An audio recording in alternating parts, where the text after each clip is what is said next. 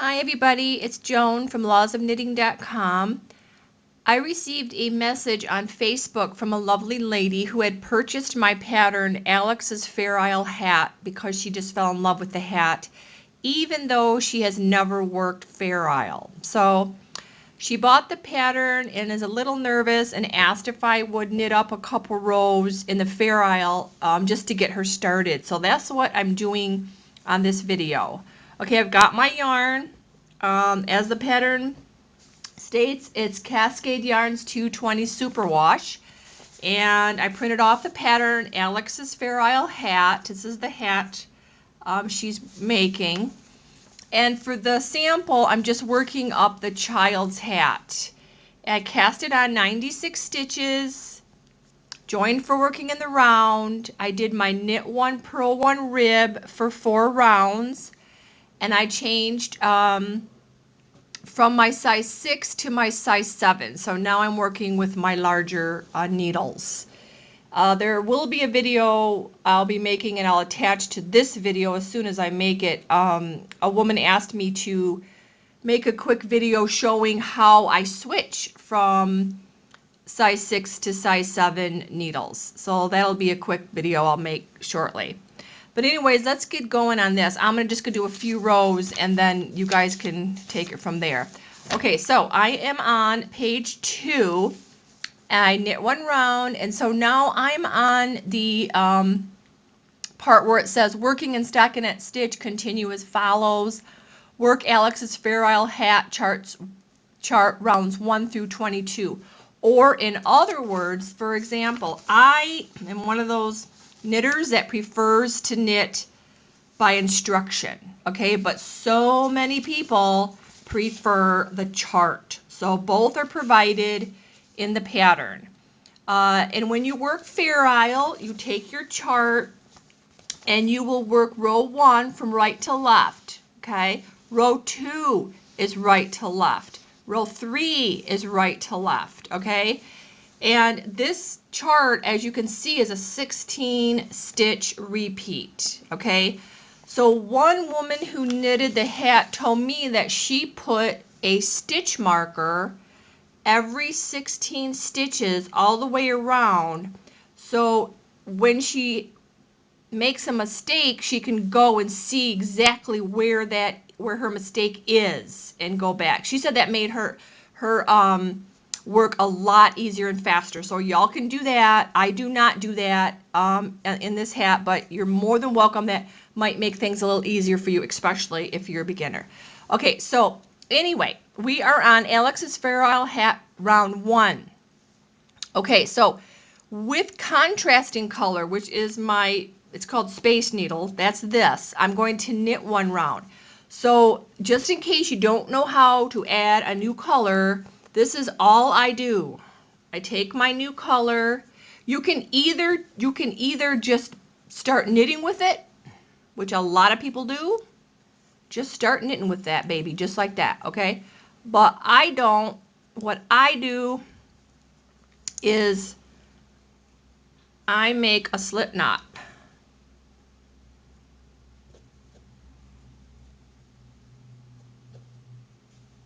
Just like that, okay? And then I slide my new color down, okay? So all you're going to do on this first row is knit. Just leave your main color alone. Don't even pick that up, and just start knitting with your contrasting color. That's all you're going to do. This is round 1. Just going to go all the way around, working with my contrasting color. That's all I'm doing, okay? Okay, so I'm going to turn the camera off here for a second. I'm going to finish this round, and then when I come back, we'll be doing round 2, okay? So everybody work their round 1 of the chart. Okay, I'm back. I am just finishing up round 1 of the chart here. And as you can see, I got a row of contrasting color. Okay, now round 2 states knit 1 with main color and knit 1 with contrasting color and repeat from star all the way around. So I'm going to knit one with my dark and then one with my space needle. So I'm just going to go ahead and knit a little bit of round 2, and this is all it is. Just knit, pick up my main color and knit with that, and then my contrasting, and then my main, then my contrasting, then my main, contrasting, main, contrasting, main. Okay?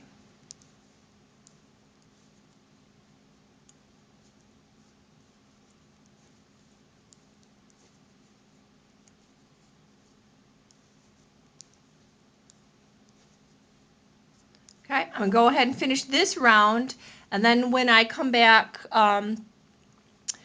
actually when I come back, I'm going to be in round 5, because round 3 is just knit a whole round, the whole round with your contrasting color, and then round 4 is knit around with the main color, okay? So when I come back, I will be on round 5, okay?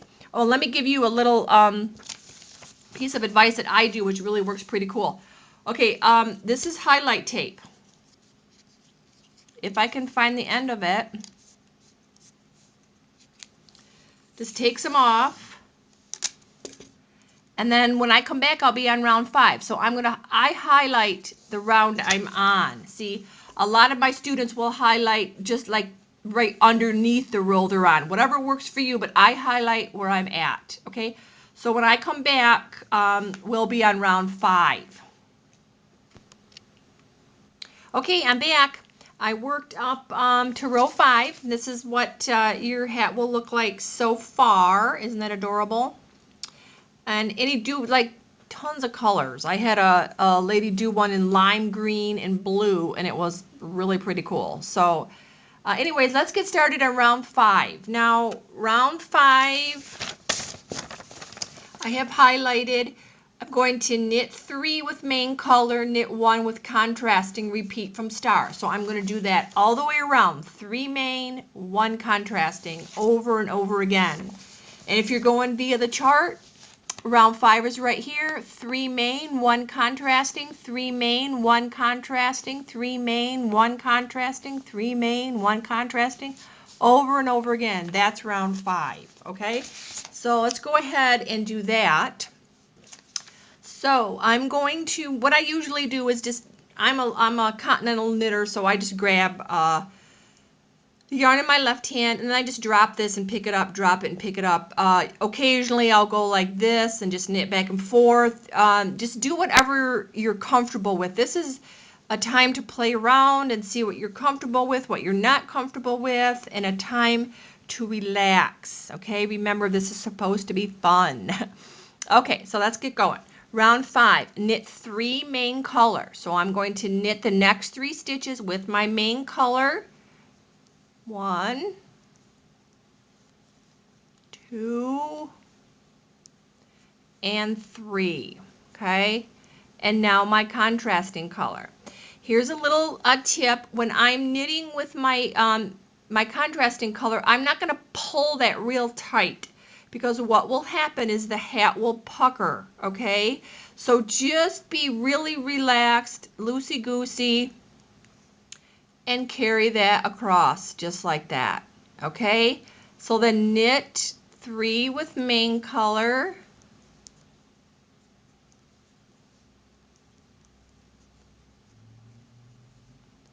and then the next one's going to be contrasting. And another little tip that works really well is when you're going to come across the stitches, like I'm coming across from here to here, just spread your stitches down the needle, and that way you won't pull your next yarn too tight. That a lot of people do that. That's probably what most people do. And then just go ahead and I'll knit with my contrasting color, okay? And then let's try this 3.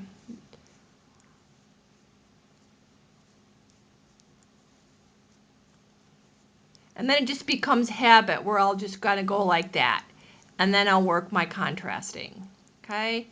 And then 3.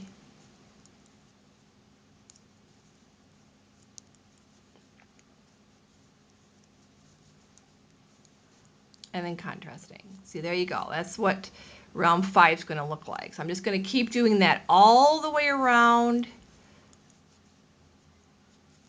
till I get to the end. Okay. Okay, now another little tip. If I was going to carry, let's say I'm knitting 3, but let's say you're knitting a pattern that calls for 5 main colors and then 1 contrasting, okay? What I wouldn't want to do is carry this contrasting across so many stitches. So what I'll usually do is after I knit 3 or 4, to tell you the truth, it depends on my mood, I will trap my contrasting, okay? So let's say I want to knit, my pattern called for 5 main colors, and I've got 3, and I've got 2 more to knit. So let's say I did that. I can do that, but see how far my contrasting has to come across? Okay? That's fine. I have been lazy and have done that, just carried it across, and it's been fine. But if I have more than like 3 or 4 stitches I need to carry a color across, I will trap the newer color I want to use next time. So what I would do in that case is I would, let's see if I can show you this somehow. Pick up my main color from underneath. See how I'm trapping that? You can see that? So watch. Let's say I'm going to knit 2 more with my main color, okay? That main color is going to come up from underneath the contrasting. So I have just trapped that contrasting yarn right here. See how I trapped that? Just like that. So that way I don't have this giant loop across 5 stitches. It's just across 3. Okay, and that would kind of helps so you don't have that large loop. I hope you understand that this pattern doesn't call for 5 stitches, so I just wanted to throw that in to show you. But don't worry about it right now, because this pattern, I think the most you carry across is 4. If you want to practice your trapping, you can. But I don't. I usually just carry it across the 4. I think 5 is my number. So anyway, I'm going to continue with this round 5. So I knitted 3 with my main and 1 with contrasting. 3 with main.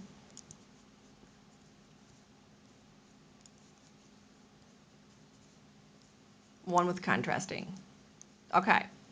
That's what round 5 is going to look like. Okay, so let me finish this round and I'll come back and do round 6, and then we'll pretty much wrap it up. Okay? Okay, I'm back. We just finished round 5. There is our round 5. Okay, and now we're going to begin round 6. And round 6 is just knit 2 with main color, 3 with contrasting, 2 with main color, 1 contrasting, and then you're going to repeat that over and over again. Okay, so let's do that a couple times. So round 6, knit 2 with main color,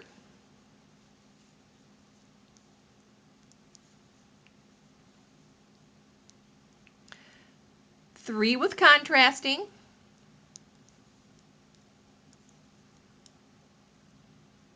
2 with main color,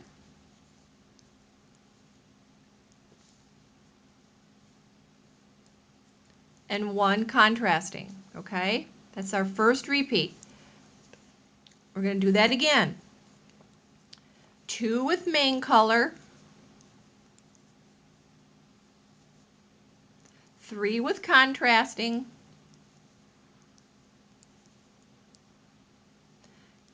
knit 2 with main color, and 1 with contrasting. Okay, one more time for the old Gipper. Knit 2 with main color,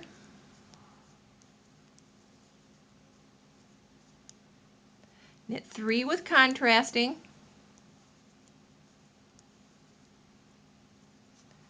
knit 2 with main color,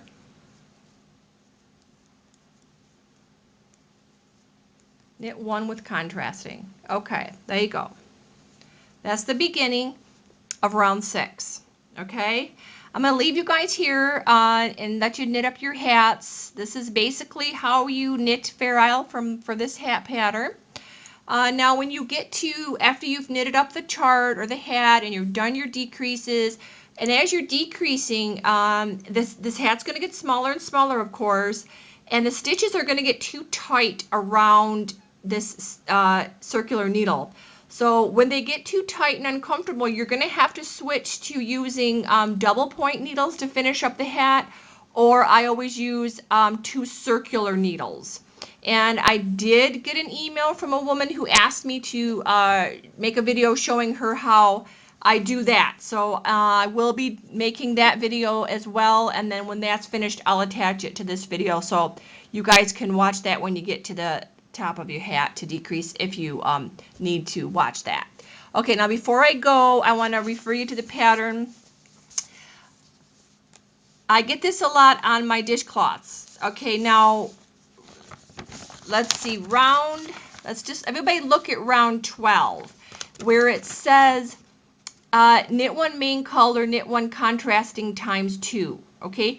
You're going to do what's in the parentheses times 2. You're going to do that twice, okay? So when you're on round 12, you're going to knit 4 with main color, 2 with contrasting, 1 with main color, 1 with contrasting, 1 with main color, 1 with contrasting, and then 1 with contrasting, 4 with main, and 1 with contrasting. Repeat from start, and then go all the way over here and do the same thing. Okay?